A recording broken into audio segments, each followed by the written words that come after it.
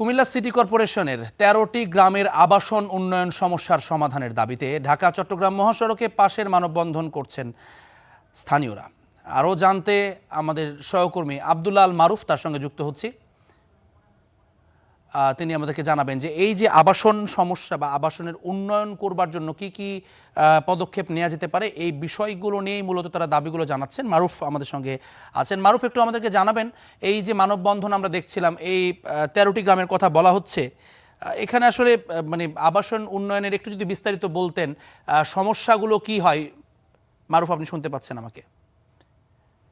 জি, এই সমস্যাটি আসলে কি কি ধরনের সমস্যা সমাধানে তার দাবি জানাচ্ছে, আর এখানে প্রশাসন এখনো পর্যন্ত কোনো এখানে হস্তক্ষেপ করেছে কিনা বা তাদের সাথে কোনো আলোচনায় বসেছে কিনা?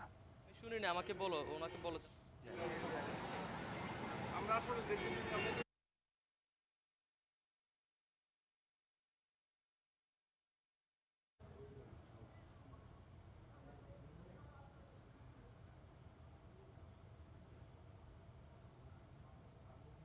মহাসড়ক অবরোধ করে জ্যাভলিন কিছুক্ষণ আগেই মানববন্ধন করেছিল কুমিল্লার সিটি কর্পোরেশনের বিমানবন্দর এলাকার প্রায় ১৩টি গ্রামের কয়েক হাজার মানুষ, এবং আমরা দেখছিলাম যে প্রায় আধা ঘন্টার মতো সময় মহাসড়ক অবরোধ, ঢাকা চট্টগ্রাম মহাসড়ক অবরোধ করে তারা তাদের যে কার্যক্রম সেটি করেছিল, মানববন্ধন করেছিল। এবং যদি একটু জানিয়ে রাখি, জ্যাভলিন এই মানববন্ধনের একটি তারা যেটি বলছিলেন যে স্থানীয় বাসিন্দারা যে সরকারের পক্ষ থেকে যে আগের পাকিস্তানের পিরিয়ডে যে জায়গাগুলি তাদেরকে বরাদ্দ দেওয়া হয়েছিল এবং ব্রিটিশ আমলে কিছু সময় যুদ্ধের কারণে তাদের বাসস্থান ছেড়ে চলে যেতে বলা হয়েছিল, এবং এরপর কিন্তু তাদের চলে যেতে বলা হওয়ার পরেও তাদেরকে আবার তাদের যে বাস্তু ভিটা সেটি ফিরিয়ে দিয়েছিল। কিন্তু দীর্ঘদিন ধরেই যুদ্ধের পরবর্তী সময় তারা তাদের যে জায়গাটি তারা তাদের সেই জায়গাটি বুঝে পায়নি, এবং তারা বলছিলেন যে তাদের যে উন্নয়ন কার্যক্রম সেটি তারা করতে পারছেন। আমরা স্থানীয় একজন বাসিন্দার সঙ্গে কথা বলবো। আপনার কাছে একটু জানতে চাই, আজকে আপনাদের দাঁড়িয়ে সড়কে দাঁড়ানোর কি কারণ, কেন দাঁড়িয়েছেন আপনারা?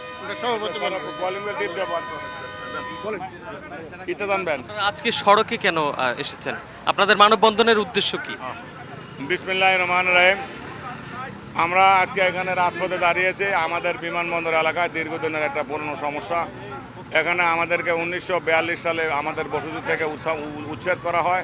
তৎকালীন বিশ্বযুদ্ধের সময় বহুজাতিক বাহিনী এসে আমাদেরকে ঢোল পিটিয়ে বলা হয় যে অল্প সময়ের মধ্যে এলাকা ত্যাগ করার জন্য।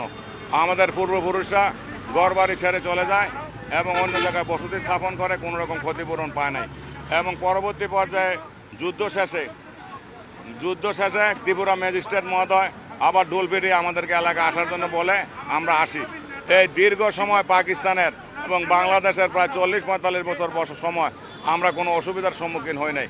কিন্তু বর্তমানে আমাদের দেশের প্রতিরক্ষা বাহিনীর কিছু সদস্য আমাদের এখানে চলাফেরায় বাধা দিচ্ছে, আমাদের ভূমিগুলো বেদখল দিচ্ছে, আমাদের পূর্বপুরুষদের কবরস্থান।